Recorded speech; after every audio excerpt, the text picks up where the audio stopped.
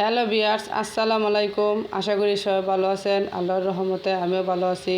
গরমের আরাম, ঠান্ডা ঠান্ডা আইসক্রিম, এটা বাসার ছোট বড় সবাই অনেক পছন্দ করে খেতে। এইটা বানানোটা খুব সোজা। বাইরে থেকে আমরা সবাই আইসক্রিম কিনে খাই। কেউ চাইলে কিন্তু আমার মতন বাসায় আইসক্রিম বানিয়ে নিতে পারেন। আর এটা দোকানের আইসক্রিম থেকে কোনো অংশেই কম না, খুবই মজা।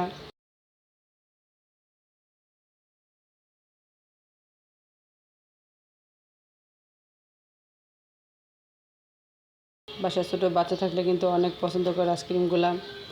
এটা বানানোর জন্য এখানে আমি নিয়ে নিলাম আগের থেকে জাল করা লিকুইড গরুর দুধ হাফ কেজি, দিয়ে দেবো চিনি, এখন দিয়ে দেবো গুঁড়া দুধ। গুঁড়া দুধ তো অবশ্যই দেওয়ার চেষ্টা করবেন, তাহলে টেস্ট ক্ষেত্রে অনেক ভালো হবে। দিয়ে দিলাম 1 চামচ কর্নফ্লাওয়ার। কর্নফ্লাওয়ারটা দিলে দুধটা ঘন হয়ে আসবে। আর দিয়ে দেবো কনডেন্স মিল্ক। কনডেন্স মিল্কটাও টেস্টের ক্ষেত্রে অনেক ভালো আসে। আর এই পর্যায়ে কিন্তু চুলার জাল বন্ধ করা আছে, এখনও চুলায় আমি জাল ধরায় দিইনি। দিয়ে ভালো করে সব কিছু একসাথে মিশিয়ে নিব।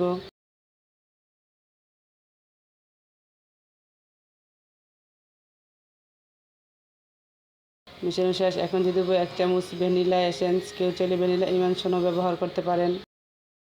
দিয়ে ভালো করে মিশানো হয়ে গেলে আমি চুলার আগুন ধরিয়ে দিব। আর দিয়ে এটা নাড়াচাড়া করতে হবে, না হলে তলা বেঁধে যাবে।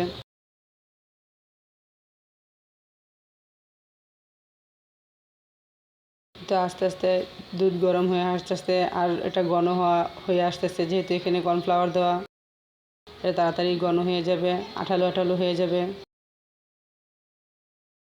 আর এটা সাইড দিয়ে যে নাড়াচাড়া করে নামিয়ে দিতে হবে, যে কোনো জায়গায় দলা বেঁধে না থাকে। দেখুন বলক চলে আসছে। বলক আসার পর 2 থেকে 3 মিনিট আমি এটা জাল করে নিব।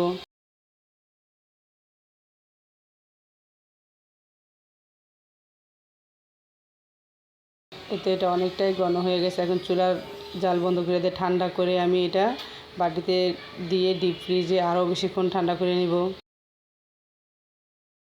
এই দেখুন ঠান্ডা হওয়ার পর কীরকম ঘন হয়েছে এটা। এখন ওই দুধটা আমি ফ্রিজে রেখে দিব, ডিপ ফ্রিজে। আর এখানে আমি 1 কাপ হুইপ ক্রিম নিয়ে নিলাম। মেজারমেন্ট কাপে 1 কাপ হুইপ ক্রিমটা ডিপ ফ্রিজে ছিল। এখন এটা আমি বিট করে নিব। অল্প খরচে কিন্তু অনেকগুলো আইসক্রিম বানিয়ে নেওয়া যায়। আজকে আমি যে আইসক্রিমটা বানাতেছি 2 বক্স আইসক্রিম, 280 টাকা করে বক্সগুলো কিনা। তার মানে 500 থেকে 550 টাকা আইসক্রিমের খরচ আছে দোকান থেকে কিনতে গেলে। বাসায় আমার 150 থেকে 200 টাকার মধ্যে খরচের মধ্যে হয়ে গেছে। এত হুইপ ক্রিম বিট করা শেষ। এখন আমি যেই দুধটা বানাইছিলাম ডিপ ফ্রিজ থেকে বের করে নিয়ে এসেছি, এখানে আমি অর্ধেকটা দিব। আজকে আমি 2 ফ্লেভারের আইসক্রিম বানাবো, একটা ভ্যানিলা আর একটা স্ট্রবেরি। এখান থেকে অর্ধেক দিয়ে দিলাম আর অর্ধেক রেখে দিলাম।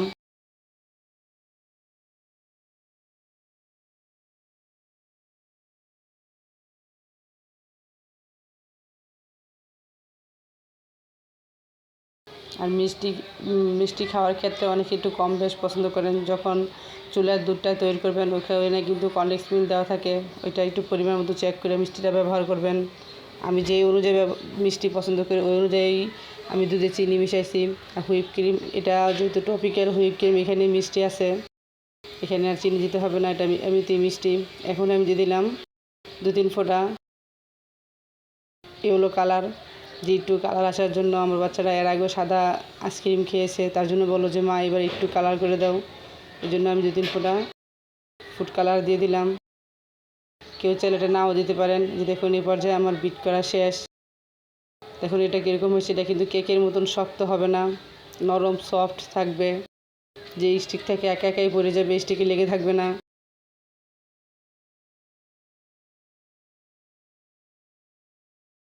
একটা প্যাচুলার দিয়ে ঘুরিয়ে আমি মিশিয়ে দেখাইতেছি আপনাদেরকে। দেখুন ব্যাটারটা কীরকম হয়েছে। এখন আমি একটা বক্স নিয়ে নিলাম। এখন বক্সে নিয়ে আইসক্রিমটা ঢেলে দেব। এই বক্সটা 180 টাকা দিয়ে কিনা দোকান থেকে। দেখুন পুরো 1 বক্স আইসক্রিম হয়ে গেছে। সমান করে দেব। দিয়ে আমি কিছু বাদাম কুচি দিয়ে দেব। কেউ চাইলে বাদাম কুচি দিতে পারেন, নাও দিতে পারেন। বাদাম কিশমিশ এটা শুধু ডেকোরেশন করার জন্য।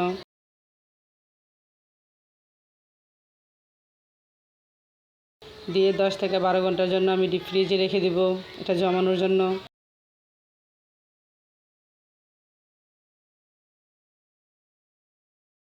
এই তো এখন আমার ভ্যানিলা আইসক্রিম বানানো শেষ। এখন বানাবো আমি স্ট্রবেরি আইসক্রিমটা। এখানে আমি আবারও 1 কাপ হুইপ ক্রিম নিয়ে নিলাম, নিয়ে প্রথমে হুইপ ক্রিমটা বিট করে নিব।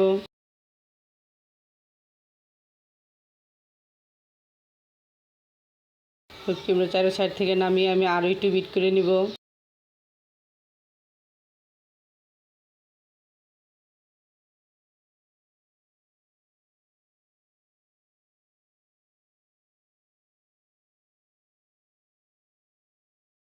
যারা বলে যে হুইপ ক্রিম ছাড়াই আইসক্রিম বানানো যায়, ওই আইসক্রিম খেতে ভালো লাগে না, ওইটা বরফ বরফ লাগে।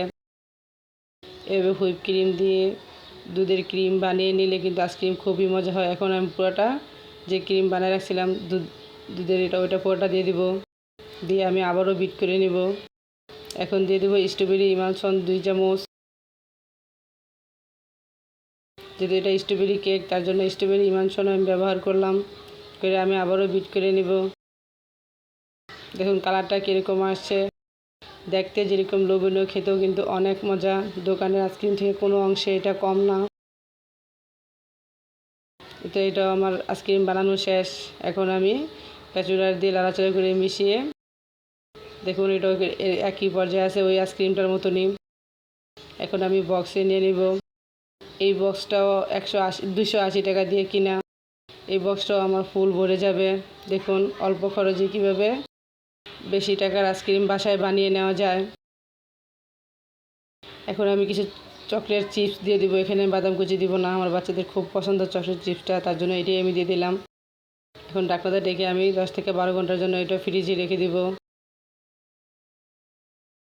এই তো ফ্রিজ থেকে বের করে নিয়ে আসলাম। প্রথমে আমি ভ্যানিলা আইসক্রিমটা আপনাদেরকে কেটে দেখাচ্ছি। আইসক্রিমটা কিন্তু একদম দোকানের মতনই, একদম সফট, চামচ দেওয়া মতো ঢুকে যায়।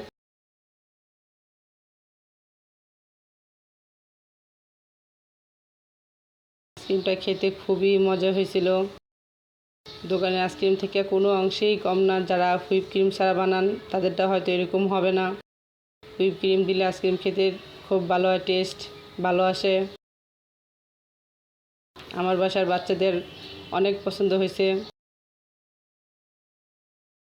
আর এইভাবে আইসক্রিম বানিয়ে রাখলে কিন্তু যখন তখন খেতে ইচ্ছে করলে ফ্রিজ থেকে বের করে খাওয়া যায়। অনেক সময় দোকান থেকে কিনে নিয়ে আসার ঝামেলার জন্য খাওয়া হয় না।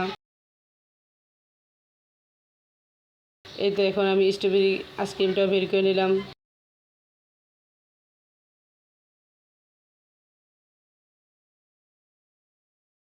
ভিডিওটি ভালো লাগলে লাইক করে দিবেন, চ্যানেলটি সাবস্ক্রাইব করে আমার পাশেই থাকবেন, আমাকে সাপোর্ট করবেন। আপনারা সাপোর্ট করলে আমি সামনে এগিয়ে যেতে পারবো ইনশাআল্লাহ। স্ট্রবেরি আইসক্রিমটা তো অনেক মজা হয়েছিল। ভিডিওটি আজকে এই পর্যন্তই। সবাই ভালো থাকবেন, সুস্থ থাকবেন। আল্লাহ হাফেজ।